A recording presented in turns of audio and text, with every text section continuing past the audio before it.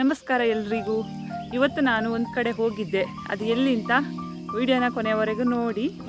Subscribe ಮಾಡದೆ ನೋಡ್ತಾ ಇದ್ದರೆ ಸಬ್ಸ್ಕ್ರೈಬ್ ಮಾಡಿ. ಯಾವ ರೀತಿ ಇದೆ ವಿಡಿಯೋ ಅಂತ ಒಂದು ಕಮೆಂಟ್ ಹಾಕಿ. ಬನ್ನಿ ವಿಡಿಯೋನ ನೋಡ್ಕೊಂಡು ಬರೋಣ. ನೋಡಿ ಫ್ರೆಂಡ್ಸ್, ಇದು ಓಂ ನಮಃ ಶಿವಾಯ ಅಂತೇಳಿ ಇದು ದ್ವಾರದ ಮುಂಭಾಗದಲ್ಲಿ ಬರೆದಿದ್ದಾರೆ. ನೋಡಿ, ಇದು ಒಂದು ಟೆಂಪಲಿಗೆ ಹೋಗುವ ಒಂದು ದ್ವಾರ. ಇದು ಓಂ ನಮಃ ಶಿವಾಯ ಅಂತ ಹೇಳುವಾಗಲೇ ನಿಮಗೆ ಗೊತ್ತಾಗ್ತದೆ ಯಾವ ದೇವಸ್ಥಾನಕ್ಕೆ ಹೋಗ್ತಾ ಇದ್ದೀವಿ ಅಂತ.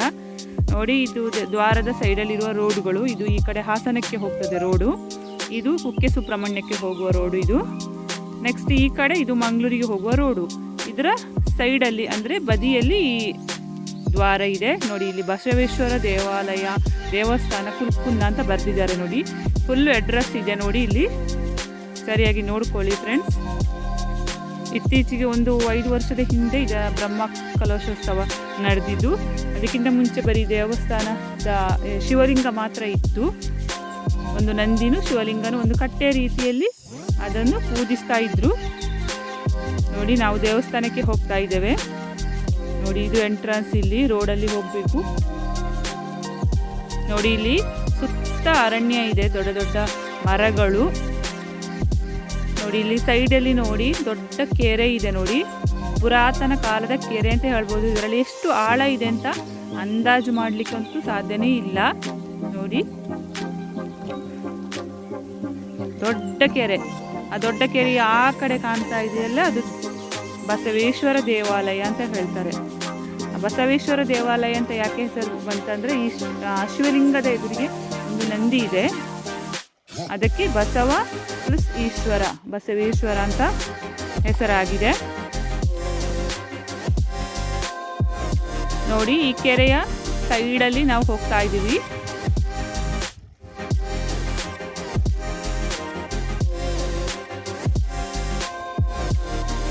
ಎಷ್ಟು ಸುಂದರವಾದ ವಾತಾವರಣ ಅಂತ ಹೇಳ್ಬೋದಂದ್ರೆ, ಇಲ್ಲಿ ತಂಪಾಗಿರುತ್ತೆ ವಾತಾವರಣ. ನೋಡಿ, ಸುತ್ತಮುತ್ತಲು ಹಸಿರಿನ ವನ. ಆ ಕಡೆ ಫುಲ್ ಕಾಡೇ ಇರುವುದು ದೇವಸ್ಥಾನದ ಹಿಂಭಾಗದಲ್ಲಿ.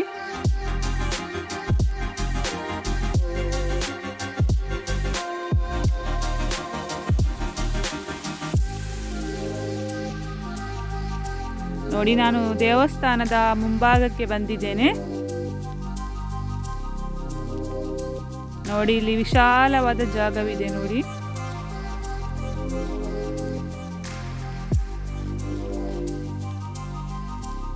ತುಂಬ ಸುಂದರವಾದ ಈ ದೇವಸ್ಥಾನ. ತುಂಬ ಎಲ್ಲಿಂದಲೂ ಜನ ಇಲ್ಲೇ ಬಂದು ವಿಸಿಟ್ ಮಾಡಿ ಹೋಗ್ತಾರೆ.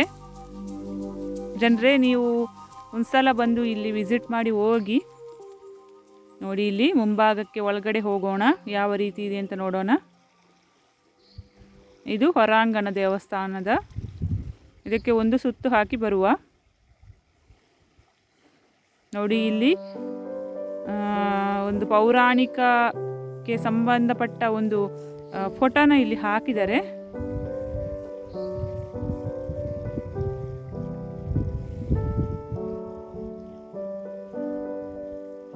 ನೋಡಿ, ಚೆನ್ನಾಗಿದೆ. ನೋಡಿ, ಇಲ್ಲಿ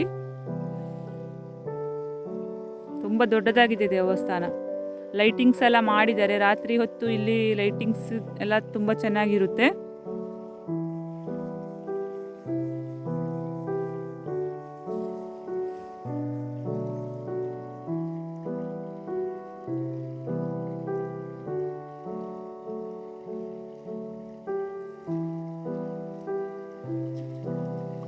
ನೋಡಿ, ಇಲ್ಲಿ ಒಂದು ಕಟ್ಟೆ ಇದೆ. ಇಲ್ಲಿ ನೋಡಿ 3 ಲಿಂಗದ ಕಲ್ಲುಗಳಿದ್ದಾವೆ.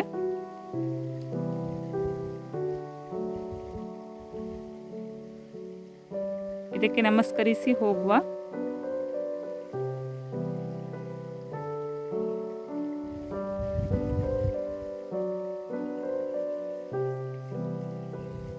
ಇದು ದೇವಸ್ಥಾನದ ಹಿಂಭಾಗ.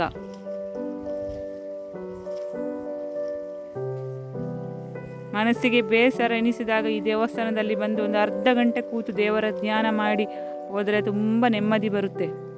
ಮನಸ್ಸಿಗಂತೂ ಶಾಂತಿಯ ಒಂದು ವಾತಾವರಣ ಸಿಕ್ಕಿದಾಗೆ ಆಗ್ತದೆ.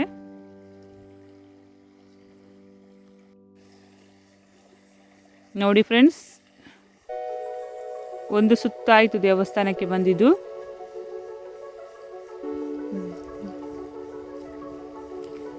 ನೋಡಿ ಇಲ್ಲಿ ಜನರೆಲ್ಲ ಕೂತಿದ್ದಾರೆ. ಇನ್ನು ದೇವಸ್ಥಾನದ ಒಳಗಿನ ಭಾಗಕ್ಕೆ ನಾವು ಪ್ರವೇಶ ಮಾಡುವ. ಇದು ಹೊರಗಿನ ಭಾಗ ನಾನು ತೋರಿಸಿದ್ದು, ಒಳಗೆ ಯಾವ ರೀತಿ ಇದೆ ಅಂತ ತೋರಿಸುವ. ನೋಡಿ ಇಲ್ಲಿ ಒಳಗಿನ ಭಾಗ ಇದು. ನೋಡಿ ಇಲ್ಲಿ ಹೋಮ ಹವನ ಎಲ್ಲ ನಡೀತದೆ. ಇಲ್ಲಿ ಗಣಪತಿ ದೇವರ ಒಂದು ಮೂರ್ತಿ ಇದೆ, ಇಲ್ಲಿ ಪೂಜಿಸ್ತಾರೆ. ಒಳಗಡೆ ಸೈಡಿಗೆ ಒಂದು ಸಣ್ಣ ಗುಡಿ ಇದೆ. ನೋಡಿ ಇದು ದೇವರ ಪಲ್ಲಕ್ಕಿ. ಉತ್ಸವದ ಟೈಮಲ್ಲಿ ಪಲ್ಲಕ್ಕಿಯಲ್ಲಿ ದೇವರ ಮೂರ್ತಿಯನ್ನು ಇಟ್ಟು ಪಲ್ಲಕ್ಕಿಯಲ್ಲಿ ಒಂದು ಸುತ್ತು ದೇವಸ್ಥಾನಕ್ಕೆ ಬರ್ತಾರೆ, ಮೆರವಣಿಗೆ ಬರ್ತಾರೆ. ನೋಡಿ ನೋಡಿ ಇಲ್ಲಿ ತುಳಸಿ ಕಟ್ಟೆ ಇದೆ.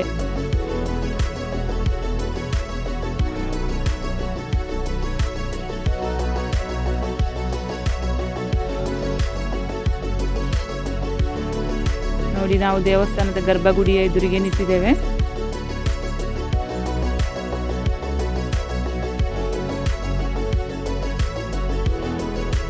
ನೆಕ್ಸ್ಟ್ ಇಲ್ಲಿ ಹೊರಗಡೆ ಬಂದಾಯಿತು. ನೋಡಿ ಇಲ್ಲಿ ಲೈಟಿಂಗ್ಸ್ ಯಾವ ಥರ ಹಾಕಿದ್ದಾರೆ ಅಂತ ನೋಡಿ, ತುಂಬ ಸುಂದರವಾಗಿ ಕಾಣ್ತಾರೆ. ರಾತ್ರಿ ಅಂತೂ ತುಂಬ ಚೆನ್ನಾಗಿರುತ್ತೆ. ಇಲ್ಲಿ ಮದುವೆ ಮುಂಜಿ ಏನಾದರೂ ಫಂಕ್ಷನ್ ಇದ್ದರೂ ಕೂಡ ಇಲ್ಲಿ ಮಾಡ್ಬೋದು ಅಂತ ಪರ್ಮಿಷನ್ ಸಿಕ್ಕಿದೆ, ಎಲ್ಲ ಮಾಡ್ತಾರೆ ಇಲ್ಲಿ ಈ ಜನರು.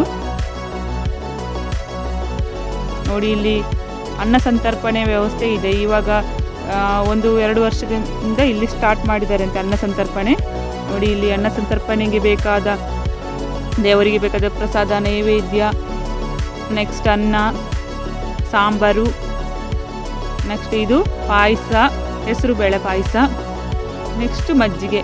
ಇಷ್ಟನ್ನ ಇಲ್ಲಿ ಡೈಲಿ ಕೊಡ್ತಾ ಇದ್ದಾರೆ. ಎಲ್ಲಿಂದಲೂ ಜನ ಬರ್ತಾರೆ ಇಲ್ಲಿಗೆ.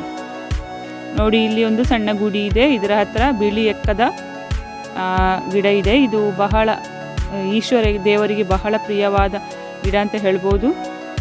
ಈ ಥರದ ಗಿಡ ಇದ್ದರೆ, ಮನೆ ಎದುರು ಇದ್ದರೆ ಲಕ್ಷ್ಮಿಗೆ ಸಮಾನ ಅಂತ, ಲಕ್ಷ್ಮಿಯ ಕೃಪೆ ಬಹಳ ಬೇಗ ದೊರೆಯುತ್ತದೆ ಅಂತೆ. ನೋಡಿ ಇದು ಸೂರ್ಯಕಾಂತಿ ಹೂ, ಎಷ್ಟು ಸುಂದರವಾಗಿದೆ ನೋಡಿ. ಇದೆಲ್ಲ ದೇವಸ್ಥಾನದ ಮುಂಭಾಗದಲ್ಲಿರುವ ಹೂಗಳು. ಇನ್ನೊಂದು ಸಲ ನೋಡಿ ಎಷ್ಟು ಚೆನ್ನಾಗಿದೆ ಅಂತ ದೇವಸ್ಥಾನ. ನಮಗಂತೂ ತುಂಬ ಖುಷಿಯಾಗಿದೆ ಇಲ್ಲಿ ಬಂದು. ನಮಗಂತೂ ತುಂಬ ಖುಷಿಯಾಗಿದೆ ಫ್ರೆಂಡ್ಸ್. ನೀವು ಕೂಡ ಒಂದ್ಸಲ ಬಂದು ವಿಸಿಟ್ ಮಾಡಿ ಆ ದೇವರ ಕೃಪೆಗೆ ಪಾತ್ರರಾಗಿ ಅಂತ ನಾನು ಹೇಳ್ತಾ ಇದ್ದೇನೆ.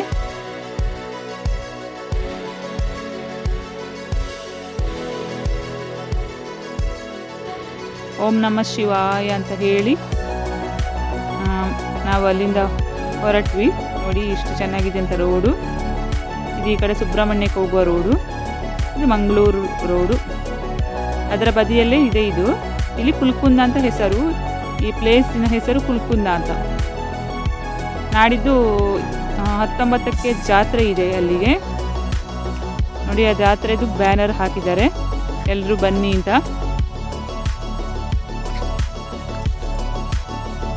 ನೋಡಿ ಅಲ್ಲಿ ದೂರದಲ್ಲಿ ತೆಂಗಿನ ಮರದ ಸೈಡಲ್ಲಿ ಕಾಣ್ತಾ ಇದೆಯಲ್ಲ, ಅದು ಕುಮಾರ ಪರ್ವತ. ಎಷ್ಟು ಸುಂದರವಾಗಿ ಕಾಣ್ತಾ ಇದೆ ನೋಡಿ ಕುಮಾರ ಪರ್ವತ.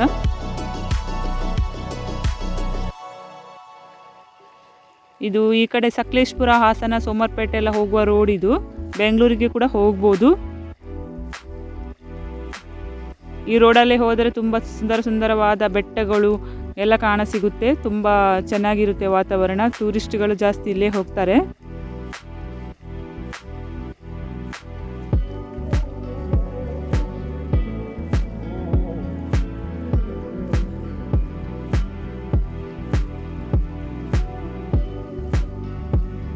ನಿಮಗೆಲ್ರಿಗೂ ಇಷ್ಟ ಆಯಿತು ಅಂತ ಅಂದ್ಕೊಂಡಿದ್ದೇನೆ ಫ್ರೆಂಡ್ಸ್. ನೀವು ಕೂಡ ಒಂದ್ಸಲ ಭೇಟಿ ಮಾಡಿ ಈ ಸುಂದರವಾದ ಪ್ಲೇಸನ್ನೆಲ್ಲ ವಿಸಿಟ್ ಮಾಡಿ ನಿಮಗೂ ಮನಸ್ಸಿಗೆ ಖುಷಿ ಆಗಲಿ ಅಂತ ನಾನು ಆ ದೇವರಲ್ಲಿ ಬೇಡಿಕೊಳ್ತಾ ಇದ್ದೇನೆ. ನೋಡಿ ವಿಡಿಯೋ ನೋಡಿ ಖುಷಿ ಆಯ್ತಲ್ಲ ಫ್ರೆಂಡ್ಸ್.